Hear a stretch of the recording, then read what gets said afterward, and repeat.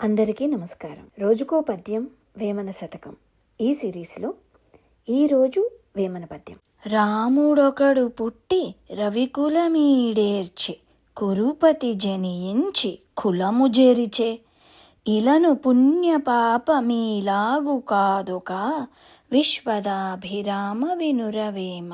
దీని అర్థం ఏంటంటే, రఘువంశంలో అంటే రవికులంలో పుట్టిన శ్రీరాముడు తన ధర్మాచరణతో ఆ వంశానికే గొప్ప పేరు ప్రతిష్టలు తీసుకొచ్చారు.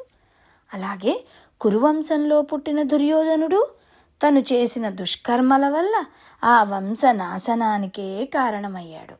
అంటే ఒక కులానికి గౌరవమో అపకీర్తో మనిషి పుట్టుక వల్ల కాదు, ఈ భూమి మీద మనిషి చేసే పుణ్యం పాపం అతని కర్మలే అతని విలువని నిర్ణయిస్తాయి. అవే అతని వంశంపై ప్రభావము చూపిస్తాయి.